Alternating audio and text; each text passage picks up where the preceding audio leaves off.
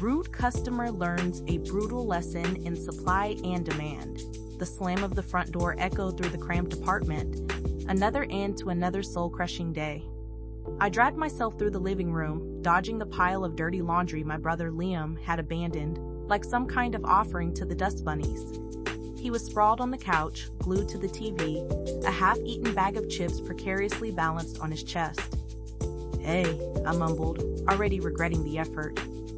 "Yo," he grunted, eyes never leaving the screen. Living with Liam wasn't living, it was subsidizing. He mooched everything: food, utilities, even my sanity. And the worst part? He acted like I was the burden. For months, I'd been the designated shopper.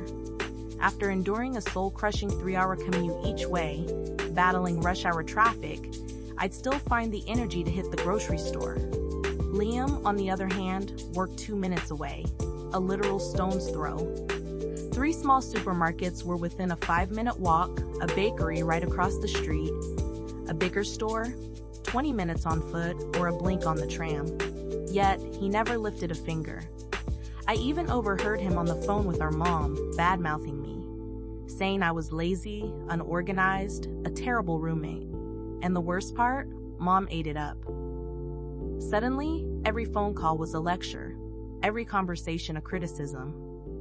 Yet, blinded by habit and a weird sense of obligation, I kept doing the shopping. But something snapped that Tuesday. Maybe it was the lingering scent of burnt popcorn emanating from Liam's side of the apartment, or maybe it was the sheer exhaustion that settled in my bones. All I knew was that I was done. Drained. That evening, I noticed the toilet paper roll was nearing its end. A single square clung desperately to the cardboard tube. Usually, I'd sigh, add it to my mental shopping list, and resign myself to another grocery run. But not this time. This time, I felt a surge of defiance? Petty rebellion? I don't know what to call it, but it felt good. I stocked the fridge with enough food to last me a few days. Stuff Liam wouldn't touch, like hummus and kale, and consciously avoided even glancing at the empty space where the toilet paper should have been. It wasn't about revenge, not really. It was about self-preservation. I needed a break. A small act of resistance against the relentless tide of Liam's laziness. The weekend arrived, and the apartment felt different, quieter. Liam was actually gone. Turns out he'd invited a friend over. Didn't bother to tell me, of course. Why would he? My world revolved around him, right? Then came the moment. I was in my room, finally unwinding with a book, when I heard Liam's voice, laced with a panicked edge. It cut through the thin walls like a rusty knife. "Hey, where's the toilet paper?" I paused, my heart doing a weird little jig. I took a deep breath, fighting back the urge to giggle. "Why are you asking me? It's always in the bathroom. If it's not there, then I guess there isn't any." I said it with complete innocence, like I couldn't imagine such a tragic and bizarre thing to happen. There was a long, pregnant silence. I could practically hear the cogs turning in Liam's brain, the realization dawning on him like a slow sunrise. Then, the eruption. "What do you mean there's none?"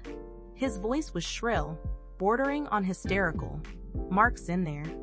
Mark, I assumed, was the unfortunate friend.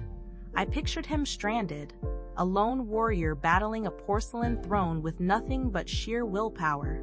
A shiver of delight ran down my spine. "Oh dear," I said, feigning concern. "That's unfortunate. I guess you'll have to go buy some." I heard him curse under his breath. Then, the frantic fumbling of keys, the slamming of the front door. He was gone, presumably on a desperate quest for the nearest convenience store. I crept to the door of my room and peeked into the bathroom.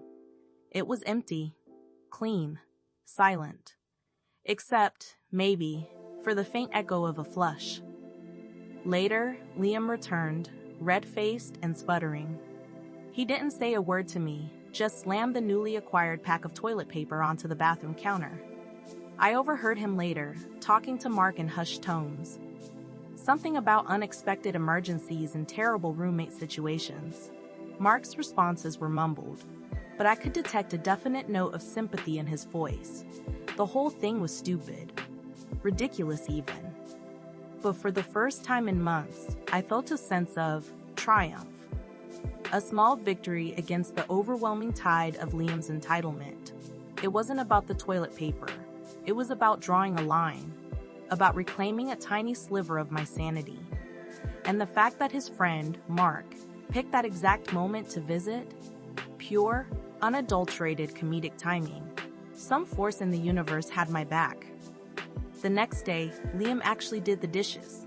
He didn't say a word, didn't make eye contact, but he did them. Maybe, just maybe, a tiny crack had appeared in his wall of self-absorption. I still don't know if he understood the message I was sending. He probably thought it was some random oversight, a fluke of forgetfulness. But I knew the truth. And that was enough.